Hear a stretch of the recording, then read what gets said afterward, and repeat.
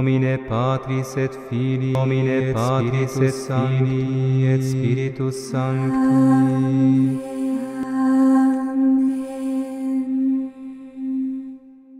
Cerero in Deum, Patrem omnipotente.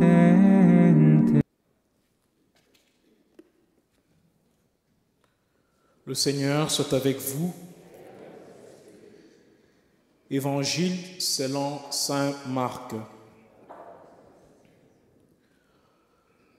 L'un des 12, Jean, disait à Jésus, « Maître, nous avons vu quelqu'un expulser les démons en ton nom.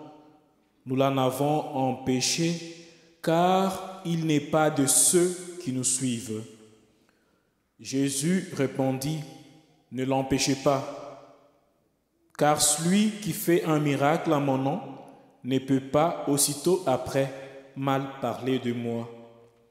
Celui qui n'est pas contre nous est pour nous.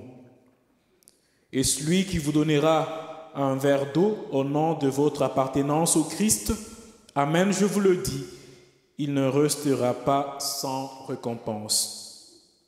Celui qui est un scandale, une occasion de chute pour un seul de ces petits qui croient en moi, mieux vaudrait pour lui qu'on lui arrache au cou l'une des semelles qui tournent les ânes et qu'on le jette à la mer. Et si ta main est pour toi une occasion de chute, coupe-la. Mieux vaut pour toi entrer manchot dans la vie éternelle que de t'en aller dans la géhenne avec tes deux mains là où le feu ne s'éteint pas. Si ton pied est pour toi une occasion de chute, coupe-le. Mieux vaut pour toi entrer estropié dans la vie éternelle que de t'en aller dans la géhenne avec tes deux pieds. Si ton œil est pour toi une occasion de chute, arrache-le. Mieux vaut pour toi entrer borgne dans le royaume de Dieu que de t'en aller dans la géhenne avec tes deux yeux, là où le ver ne meurt pas et où le feu ne s'éteint pas. Mes frères, mes sœurs, acclamons l'évangile du Seigneur.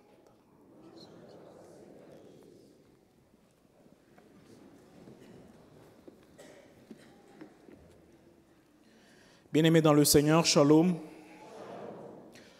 Au travers de la première lecture et l'évangile, nous comprenons un message, nous comprenons une chose. Dieu veut que nous travaillions ensemble. Dieu veut que nous travaillions comme une équipe. Il veut que la grâce qu'il a déversée sur chacun de nous, sur moi, sur vous, sur les autres, que cette grâce-là puisse émerger. Mais hélas, cela n'est pas toujours le cas. Ce n'est pas toujours le cas. Nous nous trouvons deux fois en guerre les uns contre les autres.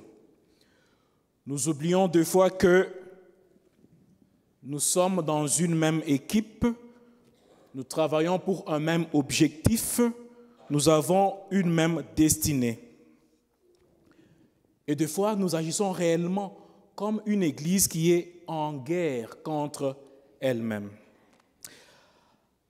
Avant d'en venir au texte du jour, l'exemple dans la Bible où vous pouvez comprendre comment une église peut être en guerre contre elle-même se trouve au premier livre de Samuel, 16e chapitre, du 6e au 10e verset.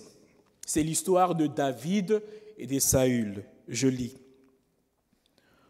Au retour de l'armée, lorsque David revint, après avoir tué les Philistins, les femmes sortirent de toutes les villes d'Israël à la rencontre du roi Saül pour chanter et danser au son des tambourins, des cris de joie et des cymbales. Les femmes sortaient pour danser et chanter. Alors, qu'est-ce que les femmes disaient? Les femmes dansaient en se renvoyant ce refrain. Saül a tué ses milliers et David ses dizaines de milliers. OK? Un bon chant, n'est-ce pas? Mais Saül le prit très mal parce que c'était lui qui était le roi. Et il fut très irrité. Alors il disait, à David, on attribue des dizaines de milliers, à moi, des milliers. Il ne lui manque plus que la royauté. Depuis ce jour-là, Saül regardait David avec méfiance. Le lendemain, un mauvais esprit s'empara de Saül, qui fut saisi de transe prophétique au milieu de sa maison. David était là, en train de jouer son instrument comme chaque jour. Et Saül avait sa lance à la main. Saül la lança en se disant, « Je vais clouer David au mur. » Mais par 2 fois, David échappa à Saül.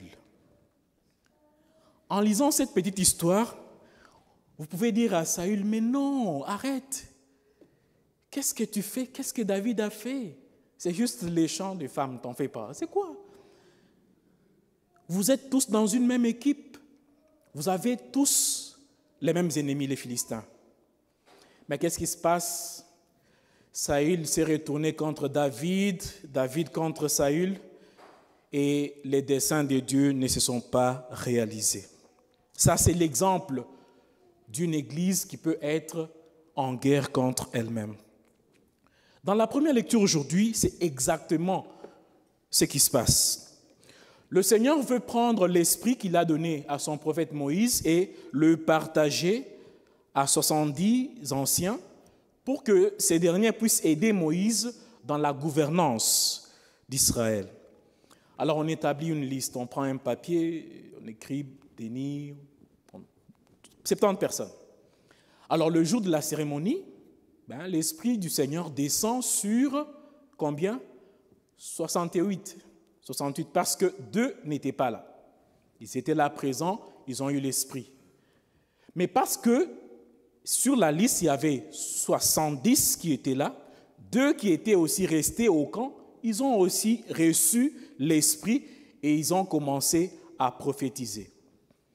Le problème n'est pas encore là. Alors, d'où vient le problème? Quelqu'un trouve que les 2 autres là n'étaient pas là, Médad et Eldad étaient restés des trop loin.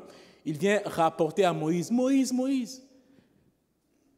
Médad et Eldad, ils ne sont pas venus à la cérémonie, n'est-ce pas? Non, ils ne sont pas venus. Mais ils sont aussi là en train de prophétiser. Et Josué, qui était le rapproché de Moïse, vient. Mon maître, arrête-les. On doit arrêter ces gens. Pourquoi? Parce qu'ils ne se sont pas présentés à la cérémonie. Ils n'ont pas fait ce que Dieu voulait. Dieu voulait que tout le monde soit réuni. Mais eux, ils ont désobéi aux règles. On doit les empêcher, ils ne doivent pas être prophètes. Et Moïse dit, mais non, Josué, non. Pourquoi les arrêter? Ne font-ils pas la même mission que les autres? Ne sommes-ils pas tous, ne sommes-nous pas tous, dans une même équipe? Si le Seigneur aujourd'hui veut faire de toute la population d'Israël des prophètes, le problème est où?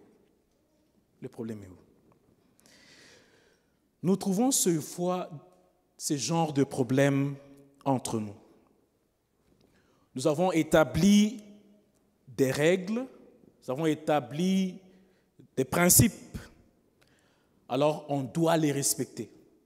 Alors, s'il y a quelqu'un qui a désobéi, souvent on dit quoi? Non, parce que lui a désobéi, il doit être puni. On doit l'arrêter. Il ne doit pas, parce qu'il ne mérite pas, il n'a pas obéi aux règles. Moïse dit, et il fait ici preuve d'un grand esprit.